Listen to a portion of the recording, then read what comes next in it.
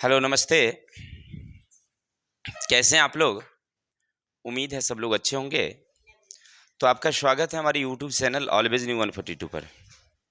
तो आज हम पढ़ेंगे क्लास 10th हिस्ट्री, अध्याय नंबर 4। इसका नाम है भारत में राष्ट्रवाद। इसका पार्ट 3 आज हम लोग पढ़ेंगे।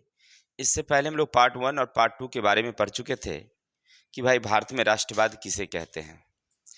देखिए, राष्ट्रवाद हम लोग पहले वाले चैप्टर में भी पढ़े थे, लेकिन वो पढ़े थे हम लोग यूरोप में राष्ट्रवाद। तो यूरोप में राष्ट्रवाद का मतलब था कि अपने देश के प्रति प्रेम जब जागृत हुई तो उसे ही कहा गया राष्ट्रवाद।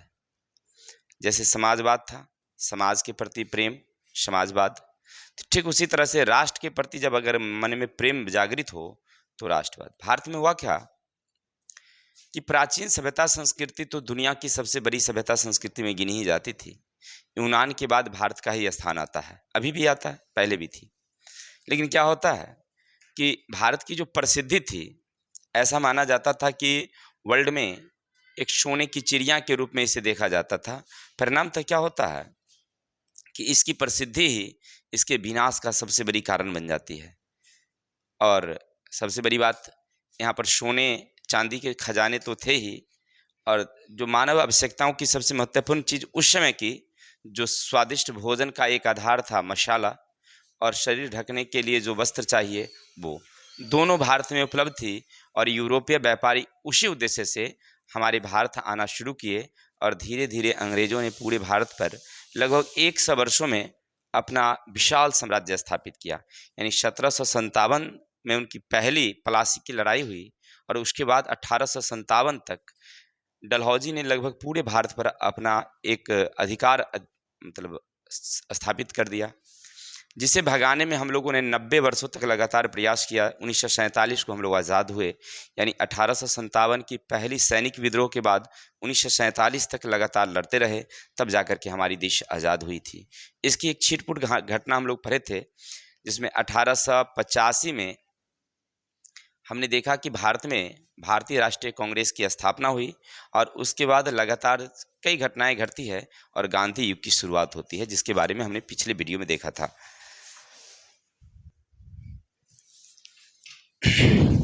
तो गांधी जी क्या करते हैं, दक्षिण अफ्रीका से वापस जब भारत आते हैं तो भारतीय राजनीति में भी वो इंटरेस्ट लेना शुरू करते हैं, और ज़्यादा समय नहीं लगती है, बहुत कम समय में, यानी कि 1914 में वो प्रथम विश्व युद्ध के समय भारत आते हैं।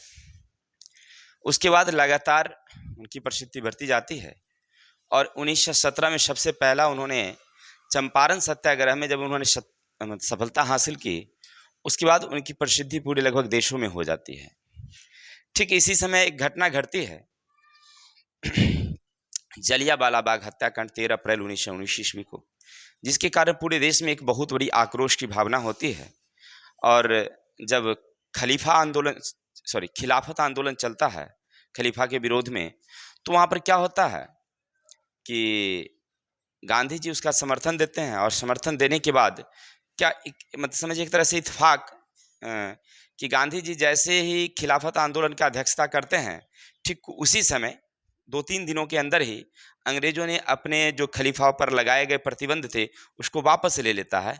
तो इससे क्या होता है कि भारतीय मुसलमानों का भी विश्वास गांधी जी पर जम जाता है, और इसी बहाने वो एक बहुत बड़ी सफलता प्राप्त करते हैं। और ठीक उसके कुछ दिनों बाद क्या होता है कि गांधी जी एक असहयोग आंदोलन चलाते हैं, और असहयोग आंदोलन की प्रसिद्धि लगभग पूरे भारत में होती है, जिसके बाद इन्हें काफ़ी सफलता प्राप्त होती है। दुर्भाग्यवश 22 मार्च 1922 को इन पर न एक मुकदमा चलाया जाता है, और देशद्रोह का मुकदमा, और 6 वर्षों के लिए इन्हें कारावास सुनाई जाती है।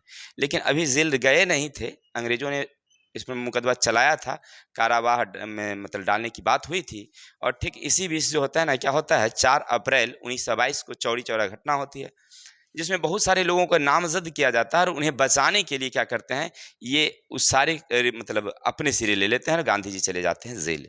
अब जेल की घटना क्या होती है, थोड़ा सुनिएगा क्या गांधी जी जेल में थे, इनको तो 6 वर्षों के लिए डाला गया था, लेकिन क्या होता है कि वहाँ पर ये ना भूख हड़ताल कर लेते हैं, माने भोजन करना बंद कर देते हैं। अब सब काफ़ी बीमार हो जाते हैं। अब बीमार होते हैं यानी कि मतलब इनकी स्थिति काफ़ी गंभीर हो जाती है, लगता है जेल में ना कि इनकी मृत्यु हो जाएगी। तो जेलर देखता है कि भाई तू मर जाएगा तो भारी जुल्म हो जाएगी। गांधी जी अब खा ही पी नहीं रहे थे, आराम से सोए पड़े रहते थे। अंत में क्या होता है कि जेलर ना बिना समय मतलब 6 वर्षों का कारावास था, लेकिन 6 वर्ष पुरता भी नहीं, उससे पहले ही इनको क्या करता है, 4-5 को पुलिस वाला आता है, डिनिया उनिया के उठाता है और कहता है चलो चलो तो यार तू मर जाएगा, जेल में एगो बवाल हो जाएगा दूसरे। गांधी जी को ला करके गेट पर छोड़ देता है। जैसे गेट पर छोड़ता है, गांधी जी उठ के खड़ा होकर गोरा झाड़ के चल देते हैं एकदम कर करा के। और सारा आदमी देखते रह जाता है, अरे यार ये अंदर में मरा हुआ पड़ा हुआ था, ये अंदर में चल देता है ऐसे करके। हाँ, ऐसे करके गांधी जी बहुत तेज आदमी थे ना, और वह वापस आते हैं। अब दूसरी कहानी क्या होती है कि जो हमें पढ़ना था आज, इसके बाद क्या घटना घटती थी, इसको हम लोग कहते थे नेहरू रिपोर्ट। नहीं, नेहरू रिपोर्ट अंतिम हम लोग कल पढ़े थे कि अंग्रेज हम लोगों को एक बहुत बड़ी चुनौती देती है कि तुम लोगों से देश संभालना संभव नहीं है, और क्योंकि तुम्हारे पास इतना अभी ज्ञान नहीं है कि तुम देश का एक अच्छा संविधान लिख सको जिसे सभी देशवासियों को मान्य है। इस चीज को, उस चुनौती को ना हमारे पंडित मोतीलाल नेहरू ने काफी गंभीरता से स्वीकार करते हैं और एक रिपोर्ट तैयार करते हैं जिसे नेहरू रिपोर्ट के नाम से जाना जाता है। वो अंग्रेजों को देते हैं, लेकिन अंग्रेज की तो वहाँ पर चाल होती है कि किसी तरह से इनको नीचे दिखाया जाए, और वो क्या करते हैं, नेहरू रिपोर्ट मुस्लिम लीग के जो सदस्य होते हैं वो स्वीकार नहीं करते हैं, और वहाँ से जो क्या था नाम उनका, सफिक अली कोई नाम था, ऐसे नाम ध्यान में नहीं है, वो क्या करते हैं एक अलग मुस्लिम लीग से होकर के उसका क्या करते हैं, ऑल इंडिया ट्रेड यूनियन मुस्लिम लीग का नाम देते हैं और वो अलग काम करना शुरू कर देते हैं। अब कहानी क्या होता है, थोड़ा सा आगे चलते हैं। चलिए, तो थोड़ा सा कहानी सुनने से पहले एक मनोरंजन की बातें थोड़ा सा हो जाए, तब आगे हम लोग चलेंगे। मनोरंजन की बातें क्या सुनिएगा। कहते हैं वो आती नहीं पर निशानी भेज देती है, ख्वाबों में दास्तां पुरानी भेज देती है, कितनी मीठी है उनकी यादें की मंजर, कभी कभी आंखों में पानी भेज देती है। देखिए, कभी कभी क्या होता है ना कि किसी की याद हमें ना बहुत सताती है, तो उसकी उसकी जो प्यारी प्यारी यादें हैं ना वो हमारी आंखों में आंसू भेज देती है। चलते हैं, ये सब तो मनोरंजन की बात होती रहेगी। अब चलते हैं पूर्ण स्वराज की मांग की बात करते हैं। सुनिएगा, हमने बताया था आपको कि जब असहयोग आंदोलन चल रही थी, तो असहयोग आंदोलन के अचानक बंद होने से कुछ भारतीय कांग्रेस के ही नेता थे, जैसे मोतीलाल नेहरू, चित्तरंजन दास, उन लोगों की ना थोड़ा सा विचार बदल जाता है कि गांधी जी को ऐसे समय में आंदोलन बंद नहीं करना चाहिए, क्योंकि आंदोलन काफ़ी प्रगति पर थी। पूरा देश में लगभग 70% जो है ना विदेशी वस्तु का आयात बंद हो चुका था, मात्र 30% रह गया था, तो हमें आंदोलन को और तीव्र करना था। लेकिन गांधी जी अपनी प्रस्ताव वापस लेते हैं, जिसके कारण है ना चौड़ी चौड़ा घटना हो गई थी, इसलिए वो वापस ले लेते हैं। तो ऐसी स्थिति में क्या होता है कि वो अलग होकर के एक पार्टी की नाम रखते हैं जिसका नाम है स्वराज पार्टी बनाते हैं, और वो कहते हैं हमें पूर्ण स्वाधीनता चाहिए। और इसी मांग को लेकर के ना क्या होता है कि आगे धीरे धीरे घटना घटती जाती है, और पंडित जवाहरलाल नेहरू जो हैं क्या करते हैं, 31 दिसंबर 1929 को रावी नदी के किनारे तिरंगा झंडा फहरा करके पूर्ण स्वाधीनता की मांग को दोहरा देते हैं। इसके बाद 26 जनवरी 1930 को यह घटना घटती है और पूरे देश में स्वतंत्रता दिवस मनाई जाती है। याद रखिएगा, 26 जनवरी 1930 को पूरे देश में पहली बार स्वतंत्रता दिवस मनाई जाती है, और उसके बाद हर बार मतलब हर साल जो है ना 26 जनवरी को हम लोग स्वतंत्रता दिवस मनाते आ रहे थे। इसी कारण हमारा संविधान तो बनकर के 26 नवंबर 1949 को ही तैयार हो गया था, लेकिन हम लोग लगभग 2 महीने बाद यानी कि 26 जनवरी को संविधान लागू किए थे, इसलिए क्योंकि ताकि 26 जनवरी वाला हमारा याद रहे, इसीलिए 26 दिसंबर को ना लागू करके हमने क्या किया था, 26 जनवरी को लागू किया था। चलते हैं, इसके बाद अब क्या होता है, गोल में सम्मेलन की बात करते हैं थोड़ा सा। देखिए, देश में ना क्या होती है, पूरा अराजकता फैल जाता है। माने जब सब असहयोग आंदोलन होती है, इधर पूर्ण स्वराज की मांग शुरू हो जाती है, पूरे देश में आक्रोश की भावना है, जगह जगह हिंसक घटनाएं घट रही थी, पूरा देश आग में जल रहा था। तो लगा कि ना कि कुछ काम करना चाहिए। उस समय हमारे देश के वाइसराय थे लॉर्ड इरविन। लॉर्ड इरविन कहता है कि कुछ बात होनी चाहिए, इसलिए वो गोल में सम्मेलन की बात करता है। लेकिन उससे पहले क्या करता है, गांधी जी को बुलाता है अपने पास, है ना। और गांधी जी को बुला करके कहता है, मैंने गांधी जी को दिल्ली बुलाया जाता है, दिल्ली जाते हैं, लॉर्ड इरविन और गांधी जी के बीच बातचीत होता है। तो गांधी जी अपनी प्रस्ताव रखते हैं, लॉर्ड इरविन नहीं मानता है, लेकिन वो कहता है कि इसकी फैसला ना कहाँ होगी, इंग्लैंड में होगी। लेकिन गांधी जी उससे संतुष्ट नहीं होते हैं। ये 1929 की घटना है, बाद में होता है वही बात, लेकिन पहले उस समय नहीं होता है। अब क्या करते हैं गांधी जी, क्या कर देते हैं, उसमें जाते हैं जब गोलमेज सम्मेलन में ना, यानी लॉर्ड इरविन समझौता में, लॉर्ड इरविन और गांधी जी, जिसको दिल्ली समझौता कहिए या लॉर्ड इरविन गांधी समझौता कहिए, दोनों जाते हैं वहां पर, ठीक है ना, बातचीत करते हैं दिल्ली में। ऐसा भी कहा जाता है कि अर्धनग्न फकीर दिल्ली के वायसराय के महलों पर चढ़ा था, ऐसा एक वहां पर वाक्य आता है, अर्धनग्न फकीर दिल्ली के वायसराय के महलों पर चढ़ा था। मतलब क्या था कि देखिए, वो तो भारत के राजा थे उस समय, वायसराय क्या था, भारत का राजा। गांधी जी क्या थे, अर्धनग्न फकीर, उनको तो आधे कपड़ा धोती पहनते थे, वो आधा में फटले चटलो रहता था तो चल जाता था। ऐसा आदमी, वो फकीर आदमी कहाँ पहुंच गए, दिल्ली बुलाया गया, तो दिल्ली गए थे लॉर्ड इरविन से मिलने के लिए, वार्तालाप होती है। गांधी जी ने वहां पर एक चुनौती दे देते हैं, वो अपनी 11 सूत्री मांग रखते हैं। इससे पहले देखिए, इससे पहले हमारे जो पंडित जवाहरलाल नेहरू थे, रावी नदी के किनारे जो झंडा फहराए थे, उस समय भी वो लगभग 24 मांग रखे थे लॉर्ड इरविन से, लेकिन उनकी बात को कोई ध्यान नहीं दिया गया। फिर बाद में गांधी जी जब जेल से छूट के चले आए थे, तो उन फिर लॉर्ड इरविन से जब मिलने गए थे, तो लॉर्ड इरविन से मिलते समय ना उन्होंने 11 सूत्री मांग रखे कि भाई हमारी 11 मांग पूरी करिए। सबसे पहला मांग था कि जो भारत में नमक बनाना कानूनन अपराध है, कोई भारतीय लोग नमक न खरीद सकते हैं, न बेच सकते हैं, न बना सकते हैं। ये जो कानूनन अपराध है, खरीदना बेचना का मतलब कि थोक ऊंचे दरों पर आप 1 केजी खरीद सकते हैं। आपके घर में अगर 50 केजी अनाज अगर मिल जाता है तो आप अपराधी हैं। जैसे अभी सब किरासन का तेल है, मान लीजिए, तो केरोसिन तेल सरकार 1 लीटर 2 लीटर ही आपको देती है। आप व्यापारी हैं चाहे कुछ है, उससे मतलब नहीं है। आपके घर में अगर 50 लीटर अगर पकड़ा गया किरासन तेल, तो आप अपराधी हैं। समझ रहे हैं ना। तो इस तरह से सरकार का जो अभी प्रतिबंध है, उस तरह से वहाँ पर प्रतिबंध था कि आप खूब व्यापारी हैं, लेकिन आप 50 केजी नहीं रख सकते हैं नमक। आप ज़्यादा से ज़्यादा कितना लेंगे, 1 केजी 2 केजी आपके घरों में मिलनी चाहिए, दुकान में मिलना चाहिए 1 से 2 केजी। आप खरीदेंगे भी कहाँ से, तो अंग्रेजी दुकान से, यानी नमक कानून हमारे यहाँ उस समय था। तो गांधी जी ने सबसे पहला नियम रखा कि आप नमक कानून बंद करिए, नंबर 1। नंबर दूसरा कि किसानों पर जो कर ज़्यादा है टैक्स, उस टैक्स को कम करिए, ठीक है। तीसरा उन्होंने लगाया था कि जैसे आप सैनिक पर ना बहुत ज्यादा खर्च करते हैं, तो सेना पर करना खर्च कम करिए। तो सेना पर खर्च कम करिएगा तो आपकी आय बचेगी, तो उतनी आय ना आप छूट कर दीजिए किसान को, ठीक है।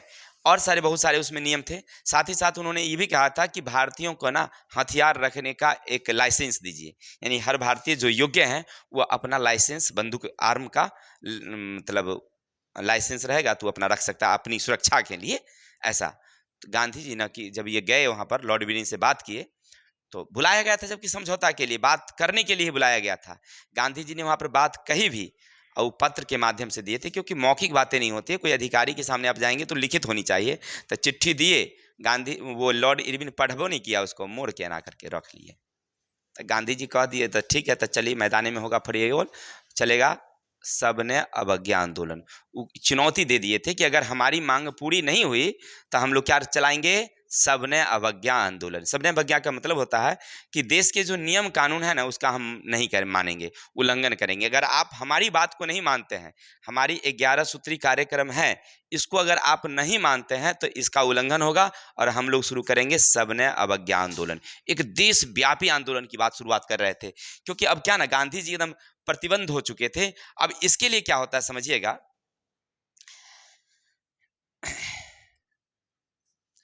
11 मार्च को नमक कानून तोड़कर सबने अवज्ञा आंदोलन शुरुआत करने की वो आह्वान कर दिए थे। वहीं पर लॉर्ड इरविन के सामने भी कह दिए थे कि अगर हमारी बात पूरी नहीं होगी तो हम लोग आंदोलन करेंगे। लेकिन क्या होता है ना कि लॉर्ड इरविन को तो राजा था देश का, भाई वायसराय था, तो राजा हुआ, तो राजा था, तो ना गांधी जी की बातों पर ध्यान नहीं दिया। इसे क्या होगा करिकवती की वजह से, जाने दो इसको, है ना। गांधी जी वहां से चले आते हैं और वापस जाते हैं गुजरात। और गुजरात से क्या होता है कि 12 मार्च 1930 को अपने 78 अनुयायियों के साथ गुजरात के साबरमती आश्रम से 240 मील पैदल वो निकल पड़ते हैं। मात्र उस समय कितने लोग थे इनके साथ? 78 लोग, जो इनके सबसे प्रिय लोग थे। वो लोग 12 मार्च 1930 को गुजरात में एक आश्रम था जिनका नाम था साबरमती आश्रम, जो हमने बताया था जब वो आए थे कहाँ से, दक्षिण अफ्रीका से, तो वहाँ पर एक आश्रम की स्थापना की थी और वहीं गांधी जी रहते थे, अपने घर में वो नहीं रहते थे। तो वहाँ से वो चल देते हैं कहाँ, समुद्र के किनारे गुजरात में दांडी नामक एक स्थान था, वहाँ पर नमक बनाने की मैंने ऐलान कर दिए थे कि हम लोग कानून को भंग करेंगे। रास्ते में चलते रहे और लगभग 24 दिन की लंबी यात्रा की, 240 मील चलना था, 24 दिन पैदल चले हैं। रास्ते में बहुत सारे युवा जो लोग, भारतीय लोग जिनको गांधी जी से बड़ा स्नेह प्रेम था, मिलते गए। शुरू में तो कितने थे, 278, आते आते हजारों लोग हो गए, बहुत सारी संख्या में पहुंचे, ठीक है। और 24 दिन की यात्रा के बाद वे 5 अप्रैल 1930 ईस्वी को दांडी पहुंच जाते हैं, फांडी पहुंचते हैं। इसके बाद 6 अप्रैल को, यानी अगले दिन, जिस दिन पहुंचते हैं अगले दिन जो है, समुद्र के पानी से नमक बना करके नमक कानून भंग कर देते हैं और कहते हैं कि भारतीयों को जो नमक बनाना नहीं था तो ये नमक बनाते हैं, और पूरे देश में सबने अवज्ञा आंदोलन का शुरुआत हो जाता है, शंखनाद। यानी पूरे देश के लोगों को ये कहते हैं कि अंग्रेजी जितने भी नियम कानून है सब का उल्लंघन करो, कोई कानून नहीं मानो। किसान को कहे कि भाई आप कर नहीं दीजिए, शिक्षक को कहे कि आप स्कूल नहीं पढ़ाने नहीं जाइए, ठीक है ना। अन्य प्रकार की जितने भी हम लोगों पर कर लगाए जाते हैं, उद्योग पर, किसान पर, मजदूर पर, जो भी है, कोई व्यक्ति ना अंग्रेजी कर चुकाना बंद कर दीजिए। आंदोलन काफी तीव्र होती है, पूरा देश में एकदम सभी लोग ना कर देना बंद कर देते हैं, अंग्रेज एकदम छटपटाना शुरू कर देता है। इसमें सबसे बड़ी बात महिला का बहुत बड़ा योगदान होती है। सबसे पहली बार, ऐसे तो देखिए 1857 में लड़ाई लड़ी थी, जो हम लोग सबसे बड़ी लड़ाई लड़े थे, लेकिन उसमें क्या थे, रजवाड़े लड़े थे, राजा सैनिक, आम जनता नहीं लड़ा था, उनमें राजा लोग लड़े थे। किनका नाम आता है, तात्या टोपे, नाना साहब, भीम थे, वीर कुंवर सिंह, झांसी की रानी, ये सब राजा लोग लड़े थे, रजवाड़े लोग, कोई आम जनता नहीं लड़ा था। कुछ भारतीय सेना जो थे, पुलिस सैनिक, वो लड़े थे। जब हम लोग 1920 में जो बड़ी आंदोलन लड़े हैं, उसमें एक जन आंदोलन कहा जाता है, इसलिए क्योंकि उसमें आम जनता की भागीदारी थी। आम जनता ने वस्तु खरीदना बंद कर दिया था, तो वहां पर आम जनता की भागीदारी, इसलिए 1920 के असहयोग आंदोलन को पहली जन आंदोलन कहते हैं। जन आंदोलन मतलब जनता पहली बार आंदोलन चलाई थी। अभी तक भारतीय जनता भाग नहीं ली थी, लेकिन महिलाएं थी, लेकिन कम मात्रा में। अब 1930 का जो सबने अवज्ञा आंदोलन चलती है, इसमें सबसे बड़ी सफलता क्या होती है, महिलाओं का बहुत बड़ा योगदान।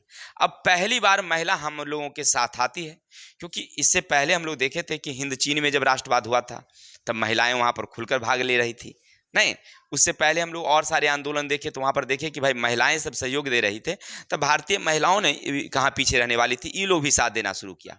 अब सब जितने भी विदेशी वस्तु की दुकानें होती थी, उस पर बढ़ चढ़ कर भाग लेती थी।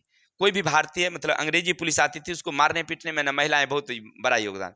महिला क्या करती थी, जैसे ही गांव में पुलिस आता था, उसको पकड़ के खींच के ले जाती थी घरे में, अंदरे में कुछ कार्य भेज देती थी बाहर। हाँ लो, बस 10-5 महिला मिल गई, या उसको पुलिस बाग को अंदरे में कूद दी, बस बेचारा मुआ दिया, चल दिया इधर। हाँ, तो ऐसे लिए ना महिला का बहुत बड़ा योगदान हुआ इसमें। तो जो गांधी जी चलाए सबने अवज्ञा आंदोलन, इसमें महिला का क्या हुआ, बहुत जगह योगदान। देखिए उसमें लिखा है, सबने अवज्ञा आंदोलन में महिलाओं ने खूब योगदान दिया। उसने सभाओं में भाग लेने लगी, विदेशी सामान और शराब की दुकानों पर धरना दी, कई जगह पर नमक बनाकर उसका कानून भंग किया, सूत काटना, विदेशी वस्तुओं के विकास पर मदद कर रहे थे। इतना ही नहीं कि गांधी जी के साथ वो मतलब अपने आप को ना काम करके समझती थी कि हम देश की सेवा कर रहे हैं। महिलाओं में एक ऐसी भावना जगी कि हम ना गांधी जी के अगर साथ रह करके अगर काम कर रहे हैं तो हम देश की सेवा कर रहे हैं, ऐसी विचार हुई। तो सब महिला खूब देखा देखी ऐसे करके पूरा महिलाओं का बहुत बड़ा सहयोग। आप याद रखिएगा, परीक्षा में पूछता है कि सबने अवज्ञा आंदोलन में महिलाओं का क्या योगदान, तब महिलाओं का बहुत बड़ा योगदान। महिला वहां पर थी, उसने क्या की, शराब की दुकानों पर धरना दी, विदेशी जो वस्तुएं थी उसका बहिष्कार किया, है ना। लंबे लंबे समय तक वो सूत काट करके, मतलब कपड़ा अब बुनाई करके सस्ते सस्ते दरों पर अपने पड़ोसियों को, जो पड़ोसी नहीं करते थे उनको वो उपलब्ध कराती थी। और गांधी जी के साथ धरना में बैठती थी, है ना। कहीं भी गांधी जी धरना पर बैठ जाते तो महिलाएं सब, पुरुष रहे चाहे नहीं रहे, महिला उनको चारों तरफ घेर करके बैठ जाती थी सब। अब भाई महिला तो सबसे बड़ी बात क्या है कि पुलिस तो महिला को डंडा चार्ज कर नहीं सकती थी। तो भाई महिला को डंडा चार्ज नहीं होगा तो महिला आराम भाई जम्मल रहेगी। अब पकड़ के कुहने में भी वो आगे रहती थी। चलिए ऐसे होते थे। तो कहने का अर्थ है कि गांधी जी के ये सविनय अवज्ञा आंदोलन काफी। अब क्या होता है इधर देखिए, ये तो हम गांधी जी एकदम शांति ढंग से ना, वो चाहते थे कि हमारे देश में ना आजादी अगर लाना चाहते हैं तो शांत सत्य और अहिंसा के मार्ग पर चल करके आजादी लिया जा सकता है। गांधी जी का ऐसा विचार था। इसीलिए कभी भी ना वह हिंसात्मक कार्य नहीं करते थे, बस शांति ढंग से वो विरोध करते थे। भाई नियम कानून तुम्हारा है, देश हमारा है, तो हम बहुत करेंगे, कर नहीं देंगे, चलो। तो गांधी जी इस तरह से शांति ढंग से अपना काम करते थे। लेकिन कुछ लोग ऐसे थे जो साम्यवादी विचारधारा के लोग थे। अब साम्यवादी विचार वाले जो लोग थे, जिनमें थे चंद्रशेखर आजाद, खुद्दीराम बोस, मदन लाल धिंगरा, भगत सिंह, राजगुरु, सुखदेव, ऐसे लोग थे ना। उनका विचार था कि नहीं, अंग्रेजों से इस तरह से आज़ादी नहीं पाई जा सकती है। वो अगर हमारे पीछे अगर उंगली दिखाता है तो उसकी हाथ उखाड़ लेंगे, अगर एक गोली मारता है उसे हम 4 गोली मारेंगे। ऐसे विचार रखते थे कौन? जो क्रांतिकारी गर्म दल के लोग थे उनमें थे। ऐसे बाल गंगाधर तिलक शुरू में जो थे वो भी गर्म दल के नेता थे, ठीक है।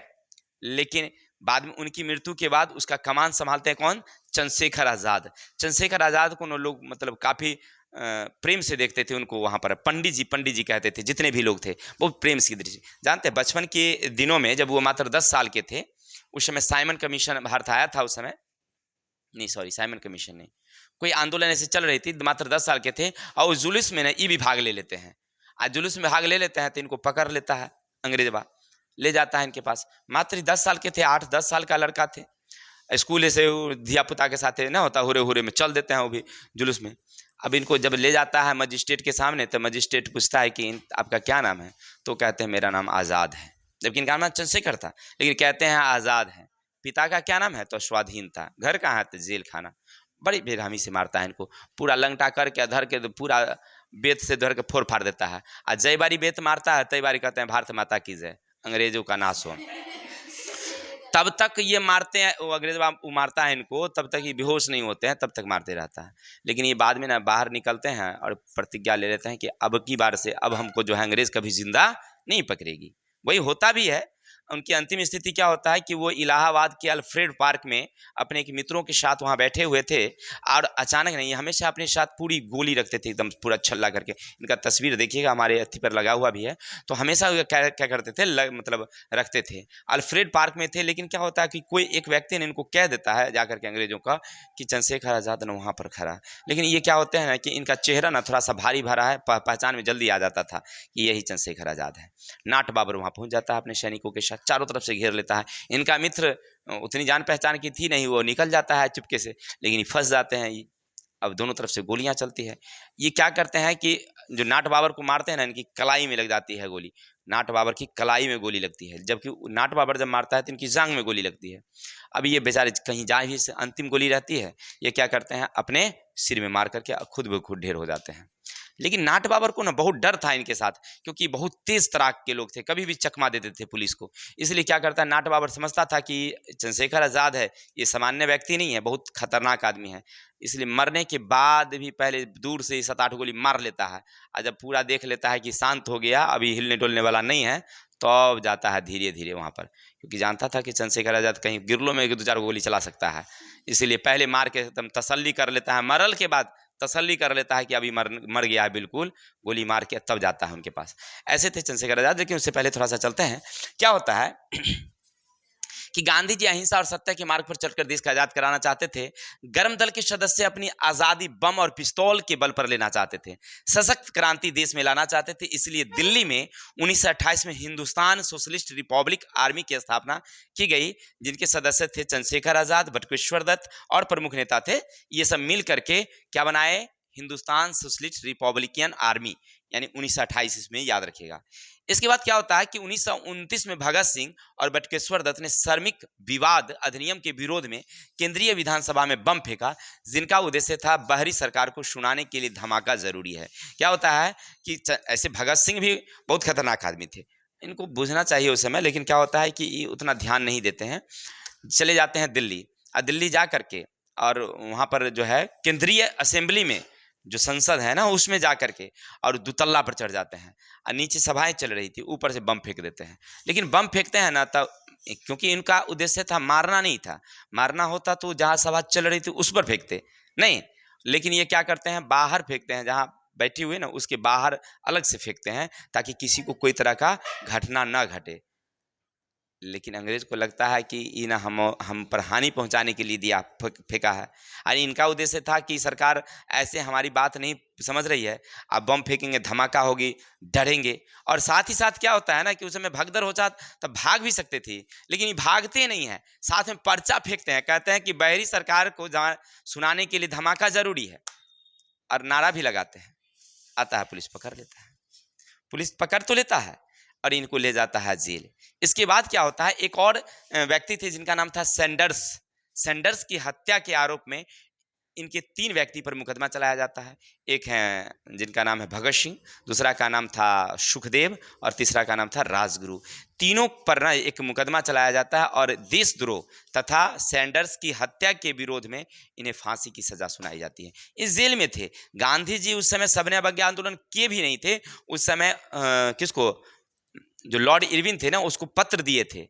उस पत्र में एक चीज और भी बात लिखी हुई थी कि जितने भी भारतीय लोग हैं जिन पर मुकदमा चल रही है, ठीक है ना, जिन पर हत्या का आरोप है नहीं है, उनको छोड़ करके सबको जेल से रिहा किया जाए। ये गांधी जी मांग किए थे उस समय। अगर गांधी जी चाहते ना तो इसको रिहा करवा सकते थे, लेकिन गांधी जी को पता नहीं क्या हुआ, समझे नहीं आया बात को। उस समय क्या उन्होंने लिखा कि जिन पर हत्या का आरोप है उनको नहीं, जिन पर हत्या का आरोप नहीं है उनको रिहा कर दिया जाए जेल से। गांधी जी जो 11 सूत्री मांग रखे थे लॉर्ड इरविन से दिल्ली में, जिनमें था पहला कि नमक कानून बंद करिए, मतलब हम लोगों पर जो कर है उसको कम करिए।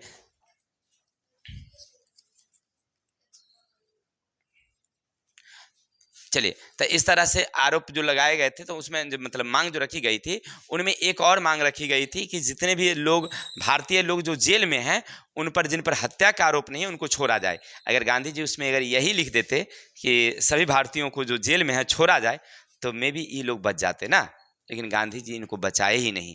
ठीक है, क्योंकि गांधी जी चाहते थे शांति भाव, ये लोग क्या थे, हत्या का आरोप, मतलब गोली बंद बम पिस्तौल के लोग प्रिय थे, तो इसलिए गांधी जी को ना इसमें थोड़ा सा इंटरेस्ट नहीं था, इसलिए इन्हें बचाने का प्रयास नहीं किया गया। परिणामतः इन्हें फांसी दे दी जाती है। याद रखेंगे 23 मार्च 1931 को भगत सिंह, सुखदेव और राजगुरु को फांसी दे दी जाती है। चलिए, तो उतना विस्तार से इसके बारे में जानना था। अब चलते हैं लॉर्ड इरविन समझौता आंदोलन की समाप्ति। अब क्या होता है कि अभी लॉर्ड इरविन समझौता तो हुआ था गांधी जी के साथ, गांधी जी की बात मानी नहीं गई। उन्हें पत्र दिया था, पत्र रख लीजिए, पढ़बो नहीं किया कि क्या लिखा हुआ है। तो गांधी जी गुस्सियाई के क्या कर दिए, असहयोग सबने अवज्ञा आंदोलन शुरुआत कर दिए। और जब आंदोलन तीव्र हुआ, काफी देश में एकदम आक्रोश की भावना हुई, लोग विदेशी वस्तु का फिर से बहिष्कार कर दिया, तब लॉर्ड इरविन को लगा कि ना ना ना ना ऐसे काम नहीं चलेगा। तो वो पत्र लिखता है कहाँ, दिल्ली, सॉरी इंग्लैंड। इंग्लैंड के उस समय प्रधानमंत्री थे चर्चिल। चर्चिल गांधी जी को बुलाता है, कहता है कि आप लोग आइए, गोलमेज सम्मेलन होगा, यानी हम लोग यहाँ पर आपस में बैठ के बातचीत करेंगे। जब बुलाहट होती है ना तो गांधी जी नहीं जाते हैं उसमें, पहले गोलमेज सम्मेलन में जाते हैं कौन हमारे यहाँ से, तो मोहम्मद अली जिन्ना जाते हैं, भीमराव अम्बेडकर जाते हैं और लोग सब जाते हैं, लेकिन वहां पर ये नहीं जाते हैं गांधी जी। ठीक है, तो उसका नाम गोलमेज इसलिए रखा गया था क्योंकि वो जो कुर्सी था ना, कुर्सी गोल थी, जो टेबल गोल थी और उसके चारों तरफ से इस तरह से कुर्सियां लगी थी। इसका मतलब हुआ कि कोई राजा नहीं है या कोई गरीब नहीं, सब बराबर है। नहीं, एगो ऐसे रहता है कुर्सी, ऐसे रहेगा, एगो में उचगर स्थान रहेगा, अच्छा वाला कुर्सी रहेगा, ऊपर राजा बैठेंगे, बाकी छोटे छोटे कुर्सियां रहेगी उस पर दूसरे दूसरे लोग बैठेंगे, तो इससे पता चलेगा कि वो राजा है, वहाँ उचगर पर बैठल है। ऐसे में पता नहीं चलता है कि कौन राजा कौन गरीब, इसलिए नाम रखा गया इसका नाम गोलमेज सम्मेलन। गांधी जी को बुलाया गया, गांधी जी गए नहीं वहां पर। अब क्या होता है सो देखिए, तो अंग्रेजवा वहां पर जाते हैं, सब लोग हमारे भारतीय कुछ लोग जाते हैं, बातचीत होती भी है, लेकिन गांधी जी जब नहीं गए, कांग्रेस से कोई लोग नहीं गए, तो उस समय हमारे देश की सबसे बड़ी पार्टी थी कांग्रेस। तब चर्चिल कहता है कि भाई देखो, कोई भी बातें अगर होगी तो भारत की सबसे बड़ी पार्टी है कांग्रेस, अगर कांग्रेस ही नहीं आई है तो फिर इस सम्मेलन का कोई फायदा नहीं है, उसको रद्द कर दिया जाता है। वो लोग वापस आ जाते हैं, सब लोग, इनकी बातें नहीं होती है। गांधी जी को फिर से बुलाया जाता है डबल बारी में, कुछ दिन बाद फिर से जाते हैं गोलमेज सम्मेलन में, लेकिन इस बार गांधी जी जाते हैं।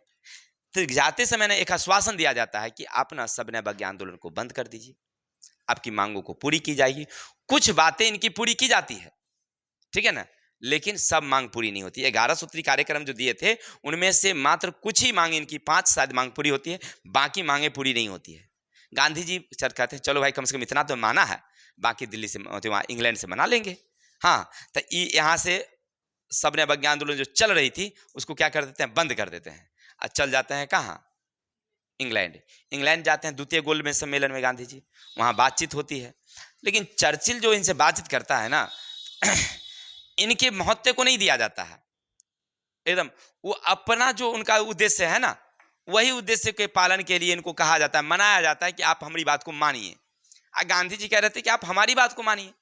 अब दोनों के बीच में कई दिनों तक बातचीत होती है, रोज सभाएं होती थी, रोज भी लोग बातचीत करते थे। अंतिम में देखिए गांधी जी की हमारी बात को मानिए नहीं रहा है, ये केवल अपनी बात को हमसे मनवाया जा रहा है। तो गांधी जी वहां से गुस्सिया के उठ के कुर्सी धर चल देते हैं, फेंक फाक के कुर्सी। वो चर्चिल उनको बुलाती रह जाता है, ए गांधी जी, गांधी जी सुनिए सुनिए, तो सुनिए सुनिए, चलो चल देते हैं उठ के, आके फट से ना जहाज में बैठ जाते हैं, चल देते हैं, कहते हैं जाते हैं हम भारत में। अब भारत में पहुंचते हैं, फिर से जो है फटाफट शुरू कर देते हैं, चलो रहेगा फिर से सविनय अवज्ञा आंदोलन शुरुआत। तो बंद कर दिए एक बारी, फिर शुरुआत कर दिए, बात तो बनी नहीं। चर्चिल फिर कहता है जो ऐसे नहीं हुआ जी, फिर से बुलाओ गांधी को, कुछ बात फिर से बनाना पड़ेगा। फिर आदेश आता है तृतीय गोलमेज सम्मेलन, और तृतीय गोलमेज सम्मेलन में फिर गांधी जी नहीं जाते हैं। कहते जाके क्या होगा, वो बात हमारा बुझता है ये नहीं, फिर जाएंगे तो वही बात कहानी होगी। फिर कहेगा गांधी जी हम जो कहते हैं आप मान लीजिए। अब गांधी जी गुस्सिया के जाते नहीं है, तो जाते हैं फिर कौन, मोहम्मद अली जिन्ना जाते हैं, इधर जाते हैं कौन, भीमराव अम्बेडकर जाते हैं, और जो लोग थे वो सब जाते हैं। अब क्या होता है कि इधर जो है भीमराव अम्बेडकर ना उस समय कांग्रेस से अलग थे, कांग्रेस पार्टी में नहीं थे वो, उनकी एक अलग पार्टी अपनी थी। जैसे मोहम्मद अली जिन्ना एक अलग पार्टी बनाए हुए थे, तो वो अलग थे। ये सब ना पृथक इंडिया की मांग कर रहे थे, पृथक निर्वाचन केंद्र की मांग कर रहे थे, यानी कि हमको ना एगो अलगे निर्वाचन केंद्र दीजिए, ठीक है। तो अब गांधी जी नहीं गए। अब लॉर्ड चर्चिल वहां देखा कि गांधी जी नहीं आया, तो वो अपना एगो चाल अलग चल दिया कि ठीक है तो तुम नहीं आओगे तो चलो देखो हम कैसे चलाते हैं चाल से। वो जो भीमराव अम्बेडकर की जो निर्वाचन मांग थी वो मान लिया जाता है कि चलो आपको 132 नहीं सॉरी शायद 60 को निर्वाचक केंद्र उनको दिया जाता है कि आपको ना इतना दे दिया गया जितनी मांग थी उनकी। लेकिन कैसे, तब बिहार में 2 गो, उत्तर प्रदेश में 4 जगह, जहां जहां अति पिछड़ा लोग थे यानी हरिजन लोग, वो क्षेत्र आपको दे दिया गया। पूरा देश को खंड खंड कर दिया। मोहम्मद अली जिन्ना का जो पृथक निर्वाचक केंद्र की मांग थी वो मान लिया गया। ले भलैया गांधी जी अब देखे कि वहां से वापस आए, सविनय अवज्ञा आंदोलन को फिर से चालू कर दिए। वहां से आदेश आया फिर से इंग्लैंड से लॉर्ड इरविन को कि किसी भी सूरत में गांधी जी को छोड़ना नहीं है। यहाँ से भाग के गया गुस्सिया के एकदम नाव से उतरे, तभी ये को पकड़ के जेल में रख देना है ना। लॉर्ड इरविन ने पूरा इधर अभियान चले था। गांधी जी आए उनको पकड़ के फिर से जेल में, इनको रख दिया पूना के जेल में। गांधी जी अब वहां बैठल जेल में पर अपना खा रहे हैं खिचड़ी। हाँ, क्योंकि लॉर्ड इरविन को वहां से इंग्लैंड से आदेश था कि गांधी जी को पकड़ के जेल में रख दीजिए, कि यहाँ से गया है खचरई करके, हमारे सामने में भाग गया है, आने दो उसको पहले। इधर लॉर्ड इरविन पहले से तैयार है कि अब, क्योंकि आने में भी तो पहले लग जाता था 1 महीना, बस पकड़ के इनको जेल। अब क्या होता है सो देखिए। उधर पृथक निर्वाचन मांग हो गया, यानी पूरे भारत को न कई टुकड़ों की मांग हो गई। गांधी जी जेल में जब सुने ही खबर तो उनको तो शॉट लग गया कि तो गड़बड़ हो गया, हम चाल चले कुछ और, ये लॉर्ड चर्चिल चल गया कुछ और ही चाल। अब क्या होगा, ये तो देश का बंटवारा की बात हो गई ना। एगो तो ये मुस्लिम लीग वाला था अलग, वो हमको परेशान कैले है, वो उसको समझा देते हैं, बात मान भी लेता है, अब फिर कहता है कि वही बात होगा। वो एगो अलगे कह रहा है कि हम अलगे पाकिस्तान लेके रहेंगे तैयार। हाँ, एगो अलगे भीमराव अम्बेडकर कहते हैं कि हाँ हरिजन देश हमारा एगो अलगे होगा। तब क्या होगा भाई। गांधी जी ने खाना पीना बंद कर देते हैं, कहाँ, जेल में।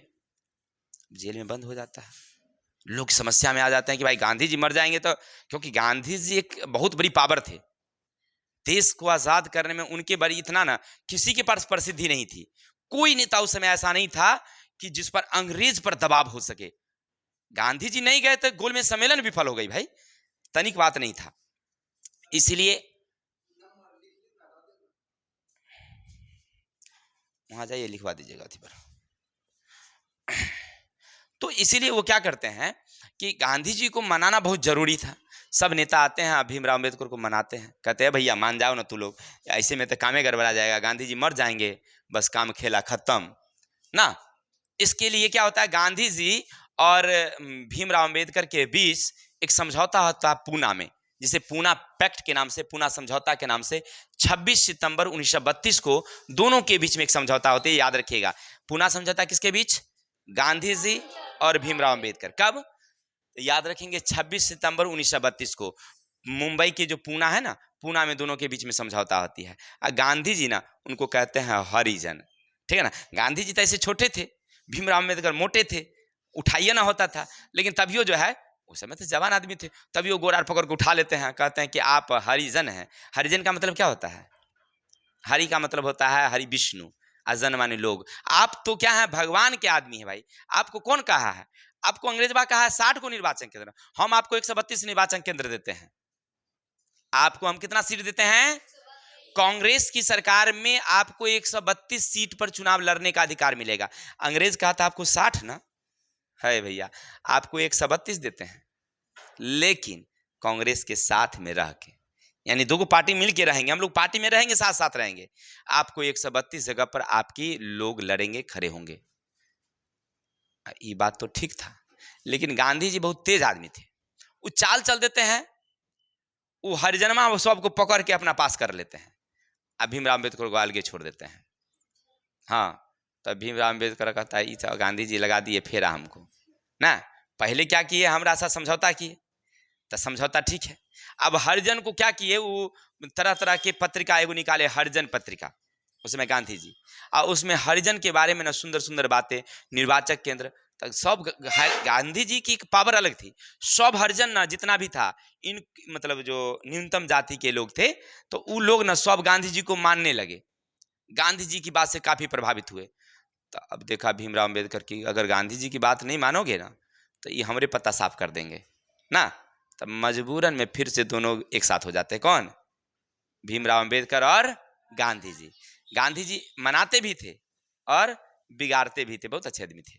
चलिए, तो दोनों के बीच में पूना समझौता होती है 1932 में, और दोनों के बीच जो समझौता होती है उसमें उनको जो 60 निर्वाचन केंद्र था वहां पर 132 निर्वाचन केंद्र दिया जाता है, मैंने बहुत ज्यादा दिया जाता है। दोनों खुश हैं, गांधी जी भी खुश हैं क्योंकि हमारे साथ हम मिल के रहेगा, अब हमें अलग देश बनाने की जरूरत नहीं होगी। अब चलते हैं थोड़ा सा किसान आंदोलन की बात करते हैं।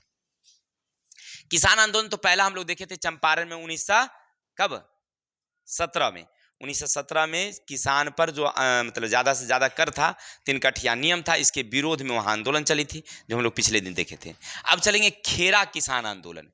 देखिए क्या होता है कि भारत में जब अंग्रेज आता है ना, तो सबसे पहले जाता है वो कहाँ, शहर में। शहर में वह व्यापार करने के उद्देश्य से जाता है, क्योंकि पैसा सबसे ज्यादा कहाँ होती है, गांव में या शहर में, शहर में सबसे ज्यादा पैसा होता है, बिक्री सामान जो ज्यादा होती है वह शहर में। गांव में क्या बिकेगा, बिना साबुने लगे लोग नहा लेता है, कौन जरूरत है साबुन खरीदने की। हाँ, कपड़ा धोने की है तो देखिएगा धोती को खोलेगा लोग, ऐसे 2 बेर पानी में पटक पटक के बस पूरा मोड़ मार के रख देता है, सर्फ की जरूरत नहीं होती उसको, तो सामान का बिकेगा। लोग शहर के लोग खर्च करते हैं, पैसा खर्च करने की बात होती है तो शहर के लोग, बिक्री वहां ज्यादा होती है सामानों की, तो इसीलिए सबसे पहले पहुंचा शहर। शहर में खूब लूटा सूटा, तो अब सोचा कि अब चलते हैं गांव की तरफ। गांव भारत है तो भाई वहां पर बहुत सारा फसल है, तरह तरह की वहां पर कर लगाया जाएगा। तो भारत में 3 तरह का वो कर लगाता था, ठीक है ना। एक जगह था रैयतवारी, एक जगह था महलवारी, एक तरह था अस्थाई बंदोबस्त। जैसे बंगाल आर में था अस्थाई बंदोबस्त। अस्थाई बंदोबस्त में क्या होता था कि जैसे वहाँ के जो जमींदार होते थे ना, जमींदार को जमीन दे दिया जाता था 10 साल के लिए, कि जैसे मान लो इस क्षेत्र का जमींदार हम हुए, तो हमको अंग्रेज कहता था कि 10 साल के लिए जमीन तुम्हारी, लेकिन तुमको ना 25 दिसंबर को 6 बजे शाम तक इतना सालाना कर जो है तुमको जमा कर देना है। अगर 25 दिसंबर 6 बज के अगर 1 मिनट हो गया तो हमारा जमींदारी खत्म। इसलिए उतना कर हमको पहले जमा करना पड़ता था। एक तारीख होती थी, उस तारीख के अंदर में जमा कर देना है। उसे 1 घंटा विलंब हुआ तो हमारी जमींदारी नीलाम हो जाती थी। ऐसा नियम था अस्थाई बंदोबस्त में। तो वो करते थे कौन? वहां पर अस्थाई बंदोबस्त में जमींदार कर वसूलता था। एक था रैयतवारी व्यवस्था। रैयतवारी में क्या होता था कि जैसे पूरा जमीन का मालिक ना गांव का एक व्यक्ति होता था रैयत, और रैयत ना जमीन को कर वसूलता था, फिर 1 साल के बाद उसको बदल दिया जाता था, ठीक है ना। एक थी महालवारी व्यवस्था। तो ऐसे करके ना अलग अलग कर लगाता था। व्यवस्था चाहे कोनो था, टैक्स बहुत ज्यादा था, 50-50, 45%, ऐसे करके कर वसूलता था। भाई जमीन का खेती में कोई आप ध्यान नहीं दे रहे हैं, कोई नहर नहीं, कहीं कुछ नहीं, और इधर जो है आप क्या कर रहे हैं, तो ज्यादा ज्यादा कर वसूल रहे हैं हमसे, नहीं। तो इसलिए वो क्या करते थे, वहां के लोग ना उसका विरोध कर रहे थे। कहानी वही होती है। गुजरात में एक जगह है जिसका नाम था खेरा, याद रखेंगे खेरा। खेरा उस जगह में ना, उस जिला में ना तंबाकू और कपास की खेती बहुत ज्यादा होती थी। तो अंग्रेजों ने वहां पर नियम लगा दिया किसानों पर कि भाई कर को ना 30% बढ़ा दिया गया, टैक्स 30% बढ़ा दिया गया कि आपको खेती करना है इसका खूब, और उसका कर आपको जमा करना है। अब वहां के किसान बड़ा परेशान हो गए। सबसे बड़ी बात क्या होता है कि 1918 में ना वहां वर्षा होती ही नहीं है, एको बारी, माने सूखा की स्थिति आ जाती है। सरकार का नियम था कि आपको कर देना है, खेती हो ना हो, बाढ़ में बह जाए, सूखा में सूख जाए, वगैरह से हमारा मतलब नहीं, जो अगला साल जो कर है आपको टैक्स देना ही पड़ेगा। और सरकार का आदमी आता था, नहीं देते थे, मारम पिटम होता था। जो किसान नहीं देता उसको मारा पीटा जाता था। अब सारा किसान परेशान थे न, पर हम लोग विरोध कर रहे थे भाई कि हमको कर घटाइए और इस साल का जो कर है उसको माफ करिए। सरकार सुन ही नहीं रही थी। अंत क्या होता है कि मतलब गांधी जी वहां पहुंचते हैं। मैंने वहां के लोग को मालूम होता है कि चंपारण में सत्याग्रह में ना गांधी जी बहुत बड़ा योगदान दिए हैं। अरे बाप, गए और वहां पर नियम कानून को तुरंत बदलवा दिए। गांधी जी की प्रसिद्धि हो गई थी। गांधी जी को बुलाता है सब गुजरात वाला सब। तो गुजरात तो उनका घर था ही, लेकिन खेरा जिला, वो साबरमती के न थे रहने वाले, वो पोरबंदर के, लेकिन अभी जिला कहाँ था? खेरा। खेरा की बात, वहां गांधी जी को बुलाया जाता है, गांधी जी जाते हैं। गांधी जी वो आंदोलन का नेतृत्व भी करते हैं, खेरा आंदोलन, उसको किसान आंदोलन कहते हैं। गांधी जी के आंदोलन के बाद ना अंतिम में सरकार को झुकना पड़ता है। उस साल का जो कर था वो माफी होती है। टैक्स जो 30% बढ़ा दिया गया था उसको कम कर दिया जाता है। जो किसान थे गांधी जी को एकदम भगवान की तरफ पूछते हैं, वाह भगवान भगवान, वाह कितना बढ़िया आदमी है, आया तुरंत माफ करवा दिया। गांधी जी बहुत अच्छे आदमी थे। चलिए आगे क्या होता है। उसके बाद एक आंदोलन तैयार होती है जिसका नाम है वारदोली आंदोलन। गुजरात का ही एक सूरत जिला है, सूरत जिला में एक जगह था वारदोली। वारदोली में किसानों पर ना इसी तरह का फिर वही कर बढ़ा दिया गया, टैक्स। किसान की स्थिति दयनीय। अब किसान जो है कर वसूलने के लिए वहां अंग्रेज बा पहुंच जाता था। लोग बड़ा परेशान थे कि भाई क्या किया जाए, टैक्स माफ नहीं हो रही है। तो उस समय वहां पर थे बल्लभ भाई पटेल जी। बल्लभ भाई पटेल जी वहां गए, लोगों को कहे कि एक उपाय करिए, ये अंग्रेजवा जोन दिन आएगा ना तो उन दिन आप रहबे नहीं करिए, वो बुद्धि लगाए, ठीक है ना। जैसे अब मान लीजिए आज कर वसूलने का इस क्षेत्र में, गंगसारा क्षेत्र में है, तो इनको मालूम हो जाता था, किनको? सरदार वल्लभ भाई पटेल को, क्योंकि नेता आदमी थे। नेता को राजनीति के बारे में पूरी जानकारी रहती है कि क्या कहाँ का घटना घटने वाली है। जैसे नोटबंदी हुआ, हम लोगों आम जनता को नहीं मालूम हुआ कि रातों रात नोटबंदी होगी, लेकिन जितने भी नेता थे ना सबको मालूम था। ऐसे कहते हैं, न्यूज कहता है कि 3 आदमी को मालूम था, एक राजनाथ सिंह, एक मोदी जी, और तीसरा था जो वित्त मंत्री थे वो अरुण जेटली। उनको ये 3 आदमी को ये बात मालूम था कि नोटबंदी होने वाली है, बाकी किसी को मालूम नहीं था। लेकिन वास्तविकता ऐसी नहीं थी। वास्तविकता ये थी कि जितने भी राजनीतिक लोग थे सबको मालूम था, सब कोई पैसा बदलने के लिए लाइन में खड़े नहीं हुआ आज तक। न्यूज़ की जो चैनल हुई तो कम से कम जो लोग गए थे पैसा बदलने के लिए, बहुत सारे लोगों का लाइन लगी हुई थी। नेता लोग खड़ा होता लाइन में, उसके घर में भी तो पैसा था, वो भी बदलता ना। एको को नेता आज तक खड़े नहीं हुआ, कहीं कोई न्यूज दिखाया ही नहीं। इसका मतलब है कि सबको पहले से मालूम था, सब व्यवस्था पहले सेटिंग कर लिया था। चलिए आज छोड़िए सब की बात, हम लोगों को राजनीति नहीं पढ़ना है, पढ़ना यहाँ है। तो क्योंकि उनको पहले मालूम हो जाता था कि आज किस क्षेत्र में अंग्रेजवा टैक्स वसूलने जाना वाला है, तो वहां के लोगों को नहीं पहले ही गायब कर देते। घर वाला को पहले ही गायब करते थे, घर में ताला लगा के गायब है। लोग पहुंच जाता है, वही घर वाला कहाँ गया टैक्स, मालूम नहीं है, 3-4 दिन से गायब है, कहाँ ना कहाँ गया हुआ, ससुराल नहीं रहा, गायब है बेचारे। वो जाता था घूम घाम के अपना चल आता था। रहेगा आदमी तब ना आप टैक्स लीजिएगा। हो जैसे हम लोगों के यहाँ दुकान पर लाइसेंस है, अब लाइसेंस है, ठीक है, नहीं है कोई बात नहीं है, अब DI आने वाला है, DI मालूम पड़ेगा तो हम पहले ही शटर गिरा के गायब है, वो आएगा बहुत करेगा, घूम घाम के चल जाएगा। रहेंगे तब ना आप हमको सील करिएगा, देखिएगा, टैक्स लीजिएगा। हम रहबे नहीं करेंगे तो किससे लीजिएगा? दुकान से लीजिएगा, ले लीजिए शटर से। तो ऐसे बहुत चालबाजी की है कौन? सरदार वल्लभ भाई पटेल। इनसे ना उनकी अंग्रेज उस समय काफी परेशान हो गई, अंत में ना वो कर वसूलना छोड़ दिया। लेकिन इसमें बहुत सहयोग दिए गांधी जी भी वहां पहुंच गए थे, ठीक है ना।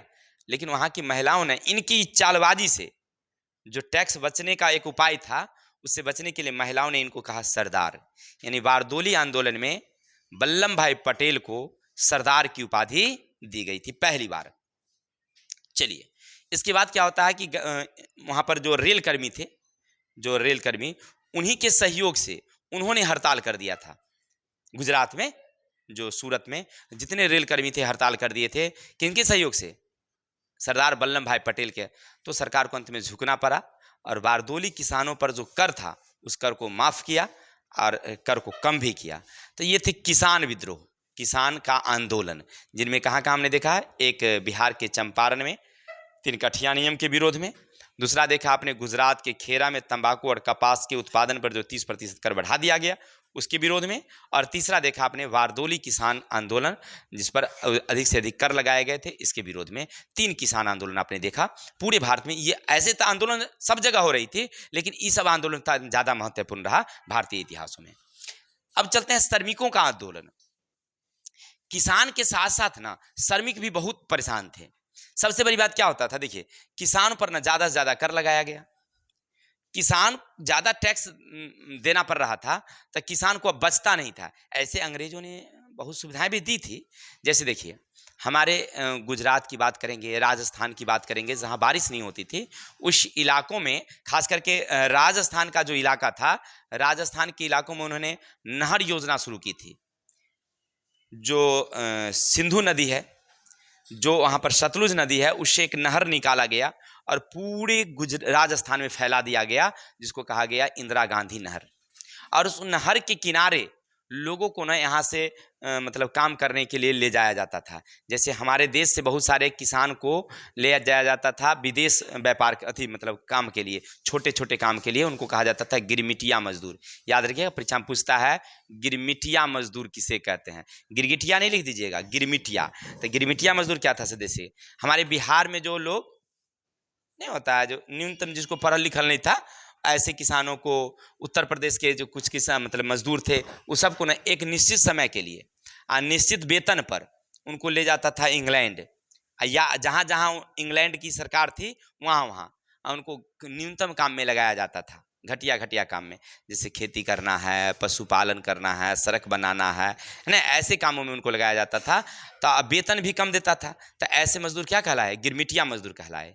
तो ये तो विदेश ले जाते थे तब की बात। लेकिन अब क्या करता था अंग्रेज कि भाई जहाँ खाली जगह है ना वहाँ भी खेती करो।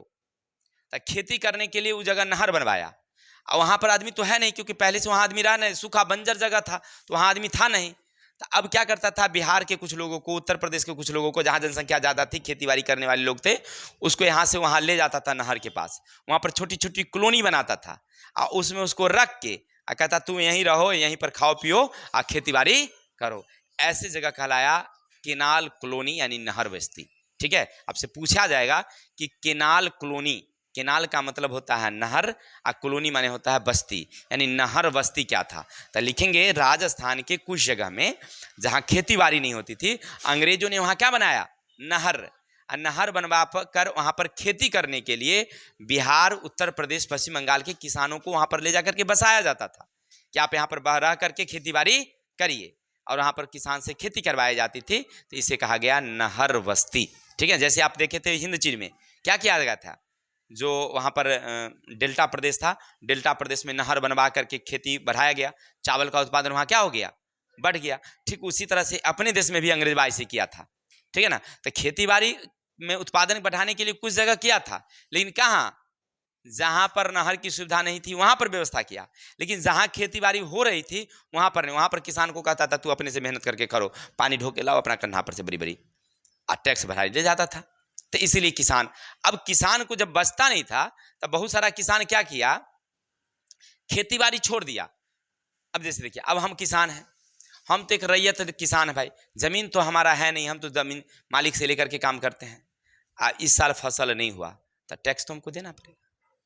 तो अब कर्जा लेकर के हम टैक्स देंगे, तो टैक्स कर्जा लेकर देंगे तो कर्जा का पैसा कहां से आएगी, फिर अगले साल हमको उतना उत्पादन होगा तब ना हम देंगे। तो किसान गरीब होते जा रहे थे, उन पर कर्जा बढ़ता जा रहा था, तो किसान न खेती बाड़ी छोड़ देते थे। दूर क्या खेती बाड़ी करना, परेशान होकर खेती बाड़ी करो, टैक्स दो, और ऊपर से सालों साल कर्जा बढ़ते जा रहा है। तो इससे बढ़िया मजदूरी ये करेंगे, कम से कम उसमें तो टैक्स देने की जरूरत नहीं होगी ना हमको, जितने करेंगे उतने ना फायदा होगा। चलो तब मजदूरी करने लगे। तब मजदूरी कहाँ करोगे, खेती में किसान को तो अपना होबे नहीं करता, तुमको कौन रखता है। तो उछल जाते थे शहर, शहर गए तो देखे वहां मिल मालिक मनमाना कर रहा है, सब मिल मालिक सब ज्यादा से ज्यादा इनसे खटाया जाता था। भाई शहर में ज्यादा मजदूर होगा तो मिल मालिक का मन क्या होगा, बढ़वे करेगा। अब वहां पर क्या होता था, इनसे ज्यादा समय तक खटाया जाता था, वेतन कम दिया जाता था, वहां पर परेशान। तब मजदूरों ने भी आंदोलन चलाया कि ना भाई, भाई हमरा कम से कम दीजिए, क्योंकि आप देखे थे साम्यवादी सरकार की स्थापना कहाँ हो चुकी थी, रूस में। वहां मजदूर लोग आंदोलन किया, तो यहाँ मजदूर कहाँ पीछे रहने वाला है, यहाँ का मजदूर भी आंदोलन कर दिया। और देखिए 1907 में रेल कर्मी की हड़ताल और 1908 में मुंबई में मजदूर हड़ताल, दो जगह हड़ताल हुई। उसके बाद फिर लगातार हड़ताल होती चलती है, खास करके अहमदाबाद में जो मिल थी, मिल में हड़ताल होती है। अहमदाबाद में प्लेग फैलने लगा। अब जैसे प्लेग फैला तो मिल छोड़ छोड़ के लोग भागना शुरू किए, क्योंकि बीमारी से जान जाना सबसे बड़ी क्या होता है कि लोगों को डर हो जाता है कि कहीं ना कहीं हमारी जान चली जाएगी इसमें, तो अब हम क्या करेंगे, मरिए जाएंगे, ये पैसा कम देगा, हम चल चल चल चल घर जाएंगे। नहीं अभी नहीं हुआ, लॉकडाउन हुआ तो सब क्या किया, भागा, पैदल चल दिया। कोई मुंबई से पैदल आ रहा है, कोई दिल्ली से पैदल आ रहा है, अपना आ रहा है धीरे धीरे, नहीं आ रहा है। तो समझ रहा था कि भाई मर जाओगे से बढ़िया है कि चलो वहां रहेंगे, नहीं घर पर रहेंगे। तो इसीलिए वो सब आने लगे। तब प्लेग फैला जब उस समय अहमदाबाद में, तो सब भागने लगे मजदूर। तब मिल हो गया खाली, मिल हो गया बंद। तब मिल मालिक देखा कि 100 मजदूर भागिए जाएगा तो चलाएगा कौन मिल को भाई। जब मजदूर ज्यादा था तो ओकर मन बढ़ल था, और जब मजदूर सब भागना शुरू किया तो बेचारे सोचने लगे कि अब क्या होगा, हमारा मिल बंद। तो लगाया उपाय, कहा कि प्लेग बोनस मिलेगा सबको, किसी को अगर कोई होगा बीमारी तो आप लोगों को इतना मतलब खर्च दिया जाएगा, इस तरह से इलाज करवाई जाएगी। तो कुछ मजदूर नहीं होता है लोभित, या मजबूरन मजबूरन सोचता है कि अगर रह जाएंगे अभी तो हमारी वेतन भी बढ़ गई है, प्लेग बोनस भी हमको मिल जाएगा, तो इसीलिए रह ही जाते हैं। तो बहुत सारा मजदूर रह गया, मिल चलने लगा। बीमारी थी, बीमारी तो खत्म होती है एक समय में जैसे कोरोना 2-4 महीना रहा, खत्म हो गया, उसी तरह से वो भी खत्म हो गया। आज जैसे खत्म हो गया तो वेतन को फिर से कम कर दिया मिल मालिक, फिर से वेतन कम कर दिया, प्लेग बोनस हटा दिया। तो आदमी कहा ये कौन बात हुआ, उस समय आप वेतन बढ़ा दिए, कहे कि वेतन बढ़ा क्या मिलेगा, रहो तू लोग, अभी से वेतन बढ़ेगा, आप तो वेतन घटा दिए। बवाल हो गया दोनों में, है ना। मिल मजदूर जो है हड़ताल कर दिया।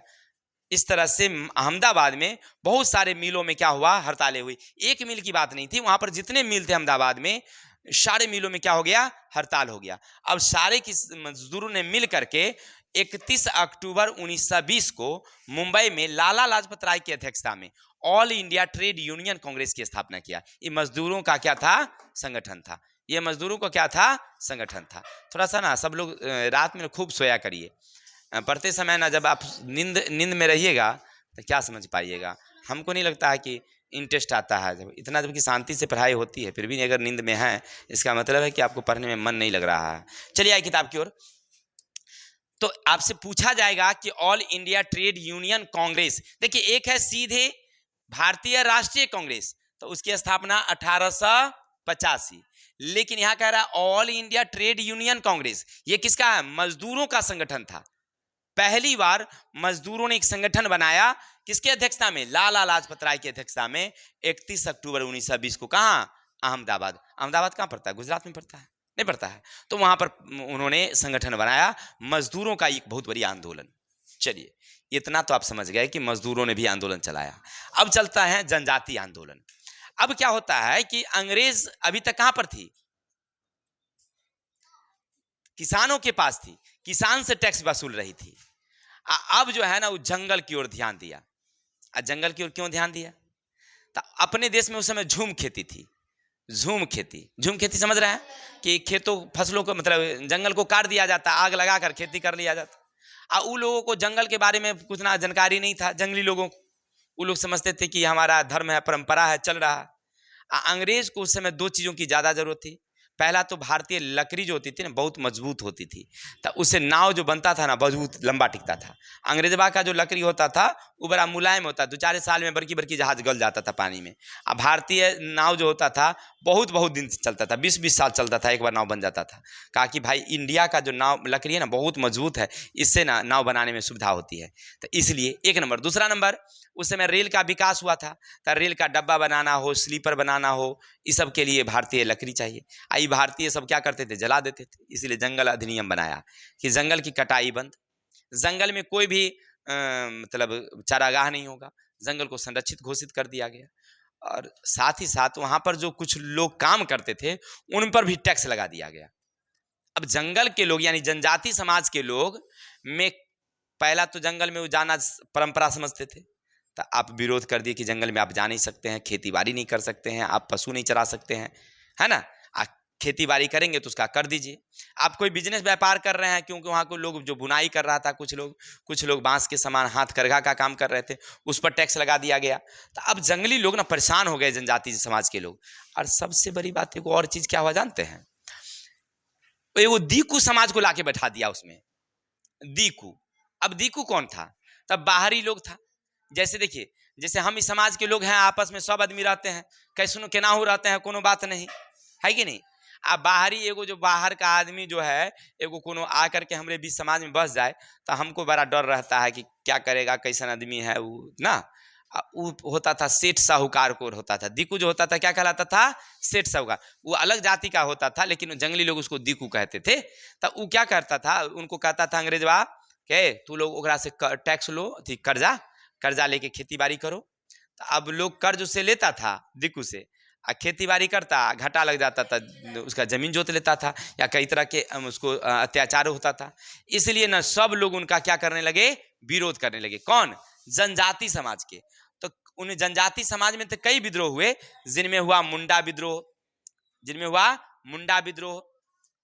हो, चमार, तमार, कोल, संथाल, हाँ कई विद्रोह हुए। लेकिन जो हमें पढ़ना है वो विद्रोह कौन कौन से हैं, थोड़ा सा देखते हैं।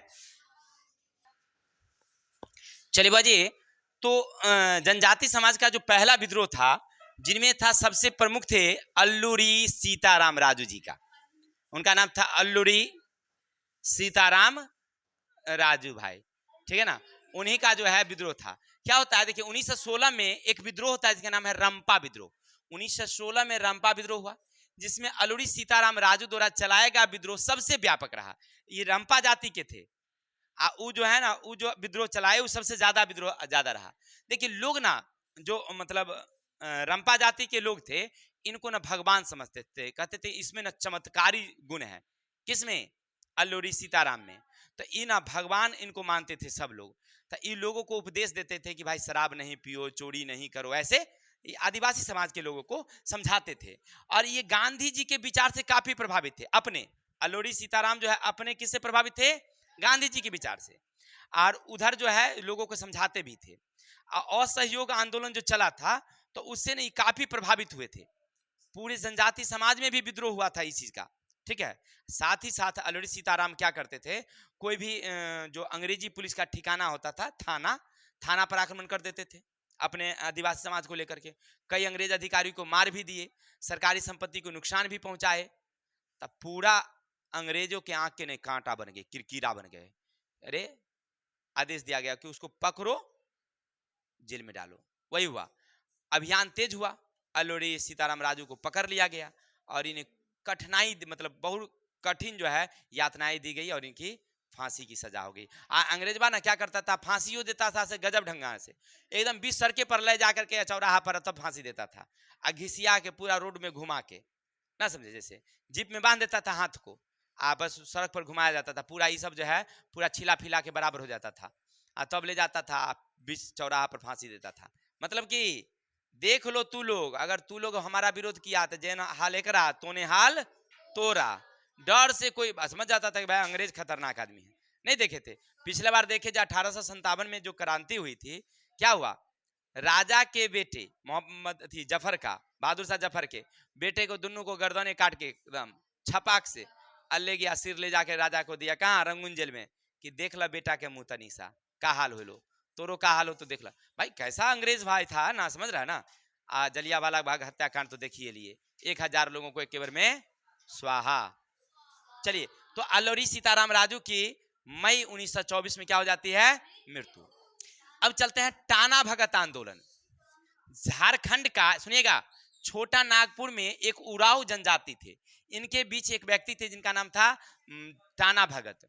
उन आंदोलन चलाए, उसको कहा गया टाना भगत आंदोलन। सामाजिक धार्मिक आंदोलन थी।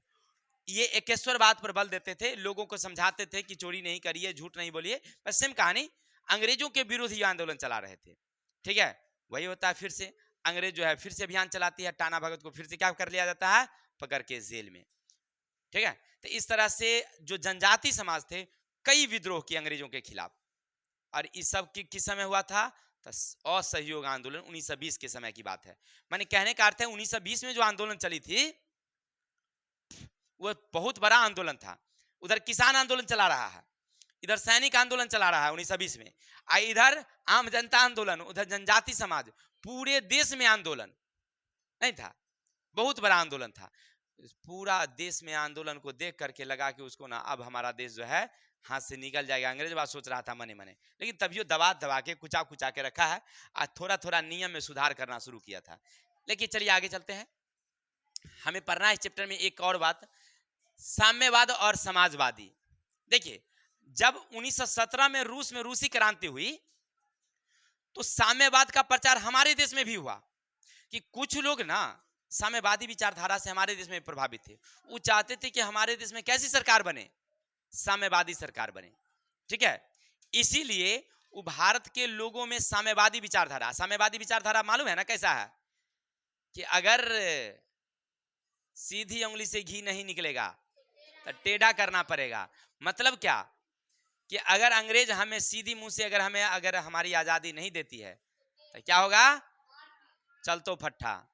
हाँ, चलिए, ऐसा कह दिया।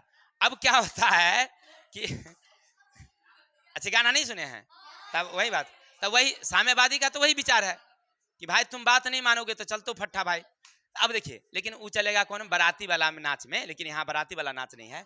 अब क्या होता है, भारत में इसका प्रचार होता है, सुनेगा 1920 में, सुनेगा 1920 में एक व्यक्ति थे जिनका नाम था एम एन राय। उन्होंने क्या किया, ताशकंद का मालूम है ना, रूस में एक जगह है ताशकंद में उन्होंने हिंदुस्तान कम्युनिस्ट पार्टी की स्थापना की। हिंदुस्तान कम्युनिस्ट पार्टी की स्थापना कर दी, यानी किसकी पार्टी, साम्यवादी सरकार की।